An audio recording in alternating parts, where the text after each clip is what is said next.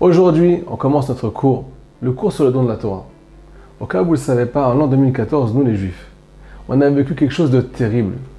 La guerre de Tsuketan, on s'en rappelle tous.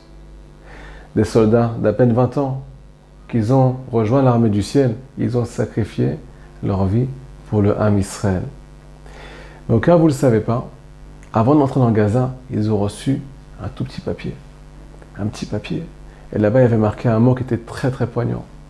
Rabotai, des enfants de 20 ans, ils ont tous reçu un petit papier où là-bas il y avait marqué: on est plusieurs à rentrer dans Gaza et on va rentrer en guerre. On rentre dans un enfer pas possible. Mais n'oubliez pas le plus important. Nous sommes un seul peuple avec un seul cœur. C'est ça le secret de la réussite. Maintenant, on arrive, les amis, à Shavuot. Shavuot, c'est le don de la Torah. C'est le plus beau message de l'humanité. Quand le Créateur s'adresse à la création, s'adresse à son peuple, il a quelque chose à transmettre. Mais il y a une condition pour recevoir ce cadeau. Un seul homme avec un seul cœur. Tout le peuple d'Israël doit faire une seule unité. Au cas où vous ne le savez pas, quelque chose d'extraordinaire. Il y a 600 000 lettres dans la Torah. Il est marqué dans la mystique juive que ces 600 000 lettres, elles sont par rapport aux 600 000 âmes qui composent le peuple d'Israël. Si tu prends le mot Israël, Israël c'est toi, Israël c'est moi, Israël c'est nous. Quand tu prends les premières lettres, ça fait Yesh, Shishim, Ribo, Otiot, la Torah. Il y a 600 000 lettres dans la Torah. Ce qui veut dire que ton nom, toi, il représente la Torah. Et la Torah te représente. Mais qui elle représente? Tout le peuple d'Israël réuni. Ce qui veut dire que chaque lettre, elle a un son, elle a une connotation, elle a un message. Et si jamais elles sont séparées, on ne va rien comprendre. Imaginez-vous, prenez le premier mot de la Torah. Bereshit, enlevez une lettre. Bereshit, prenons le mot Torah. Torah sans le resh. Le resh, ça pourrait être le rachat, celui qui représente le mécréant. Et là, qu'est-ce qui sort? Toa. Toa, c'est quoi Toa? Toa, c'est Tohu, c'est le néant, c'est le chaos. Donc on voit que Bémet, il n'y a pas de sens. Quand il manque un juif, tout le monde est là, et s'il en manque un, il n'y a rien qui se passe. Il n'y a pas de son, il n'y a pas d'unisson, il n'y a pas de message, il n'y a pas de lumière, on ne peut pas recevoir. Je ne sais pas si vous vous rappelez, hein, mais juste avant cette guerre-là de Tsuketan, il y a eu aussi un incident terrible. Ces 3 jeunes qui ont été enlevés et qui ont été découpés en morceaux par nos ennemis, ils marchent même, on les maudit tous. Ils ont fait du mal à nos enfants, du mal à nos frères. Rappelez-vous combien chaque foyer juif, ils avaient le cœur qui pensait à une seule chose. Qu'on sait qu'on va retrouver ces 3 jeunes, ces 3 juifs. Toutes les mamans ont prié, Ya Rabbi, ramène-nous nos enfants. Ce n'est pas leurs enfants, mais c'est leurs enfants. On est la même âme. Tous les papas du peuple d'Israël avaient le cœur qui tremblait. Je me rappelle, on était à la maison, on était dans la rue, il y avait une prière qui jaillissait de notre bouche, où qu'on soit. Qu'est-ce que j'ai envie de vous dire, les amis? La Torah, c'est la radoute. C'est l'union des âmes. Rappelez-vous à Méron, vous vous rappelez de l'incident de Méron? Il y a à peine 1 an. Rabotai, 45 sacrifices ont rejoint directement le ciel pour expier les fautes du peuple d'Israël. Ils sont partis pour nous. Mais au cas où vous ne le savez pas, il y a quelque chose qu'on a tous raté, Rabotai, c'est que le chiffre 45, c'est la valeur numérique de Adam. Ils étaient 45, ils ont formé le mot Adam. Adam, c'est l'homme. Une seule personne. Pourquoi? Pour nous rappeler que l'Akba Omer, c'est l'étape qui est juste avant Matan Torah, juste avant Shavuot. Tu veux recevoir ce message. Tu veux que la lumière passe dans ta vie. Tu veux vivre en connexion. Tu veux vivre en accord avec toi-même, en accord avec le dessein d'Akadosh Baruch Hu. Tu veux vivre épanoui. N'oublie pas qu'il faut être un seul homme. Ces 45 sacrifices, ils formaient une seule âme. Et ils sont partis pour nous rappeler, Rabotai, quel est le vrai chemin, quel est le message d'Akadosh Baruch Hu. Alors j'ai envie de vous dire que la hardoute, c'est très compliqué. C'est prenant. Tu arrives à la synagogue, tu as des gens qui te font la tête, tu arrives au travail, il y a des gens qui ne pensent pas comme toi. Tu rentres à la maison. Des fois, même sous le même toit, Rabotai, c'est la guerre. L'homme et la femme ne s'entendent pas. Des fois, c'est entre amis. Des fois, c'est entre juifs.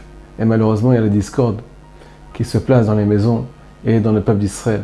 Et ça, Rabotai, les médias, vous savez ce que c'est les médias? Les informations. Mais le média, c'est le même mot que médamé, l'imagination. Il veut nous faire imaginer que nous, les juifs, on est différents. Il y a plusieurs catégories. Il y a les religieux, il y a les non religieux. Et il faut créer des guerres. ils essayent de semer la discorde. Pourquoi? Parce que c'est que comme ça que les forces du mal auront de l'emprise sur nous et vont nous prendre la bracha, nous voler la Torah, nous voler cette lumière, nous voler ce message. Au cas où vous ne le savez pas, toute votre bracha dépend d'une seule chose. Shalom Bayit, la paix au foyer. Si un homme n'est pas en shalom avec sa femme et la femme n'est pas en shalom avec son mari, l'abondance ne passe pas. Chaque juif, selon la Kabbalah, reçoit ce qu'on appelle toute son abondance d'un tsinor, d'un tuyau, d'un conduit. Des fois, ce conduit-là, il est présent, mais il est complètement bouché. Pourquoi? Parce que tu es en désaccord, parce que tu es en guerre avec l'être qui est censé être le plus cher, avec ta femme, avec ton mari. Pareil, si tu es en guerre avec tes parents, ceux qui t'ont mis au monde. Une fois, il y a un juif, je ne vous raconte pas ce qui s'est passé. Il avait ce qu'on appelle des craintes, beaucoup de craintes. Et il a été pendant 3 ans, 4 ans, 5 ans chez le psychologue. Un jour, il a été voir son rav. Et il a dit à son rav, j'en peux plus, quand c'est que ça va s'arrêter cette histoire? Donnez-moi une ségoula, dites-moi quelque chose. Et là, le rav lui a dit quelque chose qui était choquant à Botaï. Il lui a dit, sans réfléchir, est-ce que tu es en paix avec tes parents? Et là, il a répondu, mais pas du tout, quel est le rapport? Et là, il lui a conseillé, fais la paix avec tes parents et reviens me voir après, tout va s'arranger. Et Béhémet, il a eu une super discussion avec ceux qui l'ont mis au monde. Il leur a dit ce qu'ils pensaient, ils ont échangé et ça s'est arrêté à Botaï. Pourquoi? Parce que le conduit il va se déboucher que quand on sera en paix avec toutes les âmes du peuple d'Israël. Toute l'abondance, toute la lumière dépend de la hardoute. Alors c'est difficile, c'est très difficile. Mais si on écoute ce cours et qu'on intègre cette notion-là, demain on va se lever et on va commencer à sourire. Tu vas commencer à dire shalom à toutes les personnes qui t'entourent. Au début, ils vont te prendre pour un fou. Parce qu'ils vont te dire, mais tu ne me connais pas, je ne te connais pas. Comment tu t'adresses à moi? Mais sache une chose, c'est qu'à la fin, ils vont comprendre que c'est eux les fous. Parce que celui qui ne sourit pas à son prochain, celui qui ne dit pas bonjour, celui qui ne pense pas à l'autre, mais il est en galoute, il est en exil. Et il est bouffé de l'intérieur. Encore plus que ça, je vais vous dire, est-ce que c'est agréable quand on vit dans la dispute, quand on vit dans la discorde, quand on vit dans la séparation? Est-ce que tu as le cœur à travailler? Est-ce que tu as le cœur à étudier? Est-ce que tu as le cœur à te rapprocher de Dieu? Tu es bouffé de l'intérieur, tu es enchaîné par tes sentiments. Comment tu veux t'épanouir? Notre épanouissement dépend de la hardoute, dépend de l'amour dans le peuple d'Israël. Alors à Botaï, c'est ça qui fait descendre la lumière de Dieu dans notre vie.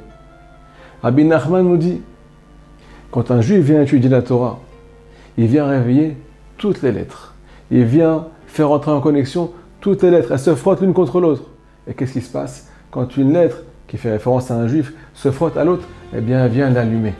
Donc nous, quand on vient étudier, on doit avoir aussi une pensée pour nos frères juifs qui n'ont pas encore fait Teshuvah, qui ne sont pas encore dans la lumière de la Torah. Leur souhaiter, penser à eux, essayer de réveiller, nous dit Rabbi Nachman, toutes les âmes qui sont attachées à telle lettre. Et c'est ça qui va les faire Teshuvah, même à distance, parce qu'on a pensé à eux, parce qu'on les a fait rentrer dans le domaine de la Kedusha par une pensée, par une étude. La Torah vient rapprocher les Juifs, elle ne vient pas créer la discorde. Encore une parole extraordinaire de Rabbi Nachman, j'arrête pas, hein, mais bon, on kiffe. Il a dit comme ça un jour, à un Juif qui n'avait pas le goût à l'étude. Il lui a dit, moi j'arrive pas à étudier, j'ai pas le goût.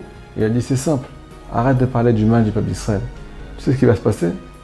Quand tu vas plus dire du mal du peuple d'Israël, tu vas plus dire entre guillemets du mal sur les lettres du Sefer Torah. Et là, tu vas commencer à apprécier le Sefer Torah. Tu vas même avoir envie d'étudier et de t'imprégner de la parole de Dieu. Pourquoi tu n'arrivais pas jusqu'à présent? Parce que tu étais en guerre avec la Torah elle-même, qui sont les Juifs qui composent la Torah. Alors comme on l'a dit, le Sefer Torah il n'a pas de sens. Si toutes les lettres ne sont pas réunies, ça n'a aucun sens. On n'entend pas le son parce qu'on n'est pas à l'unisson. Mais n'oublie pas une chose, c'est que toi aussi qui écoutes ce cours, tu as ta part dans la Torah. Toi aussi tu as quelque chose à dévoiler, toi aussi tu as une lettre à dévoiler. Il faut penser aux autres, il ne faut plus créer des différences, mais il ne faut pas que tu oublies que toi aussi tu dois étudier et tu dois découvrir ta lettre. Est-ce que tu connais ta lettre? Est-ce que tu connais le son qu'elle peut te transmettre? Le message qu'elle a envie de te transmettre? La lumière qu'elle va faire passer? Si tu te mets de côté et si tu ne t'investis pas, tu ne vas pas chercher ton chalek, ta part dans la Torah. Alors, chas v'shalom, tu es en train de rendre le Sefer Torah pasoul parce que ta lettre, elle va manquer. Et là aussi, il n'y aura pas de sens. Et non seulement ça, mais tu vas aussi pénaliser les autres. Donc le seul conseil qu'on peut nous donner, les amis, aujourd'hui, c'est non seulement faire la paix avec tout le monde, faire la paix avec nos voisins, faire la paix avec nous-mêmes, faire la paix, ramener la paix dans le foyer, c'est le principal, la paix dans le foyer, la paix avec notre entourage, mais aussi, surtout, aller étudier. Ne pas oublier que nous aussi, on doit découvrir notre part. Et cette part-là, quand on va la découvrir, cette lettre, quand elle va se dévoiler à nous, on va aussi devoir la dévoiler aux autres. Donc ne surtout pas se pénaliser à soi, et encore moins pénaliser les autres. Rentrer au Beth Midrash, fixer un temps d'étude, Ribono Shel Olam. On en a marre d'entendre j'ai pas le temps pour moi, j'ai pas le temps pour Dieu. Mais qui tu es? On te donne la vie, on te donne à manger, on te donne tout.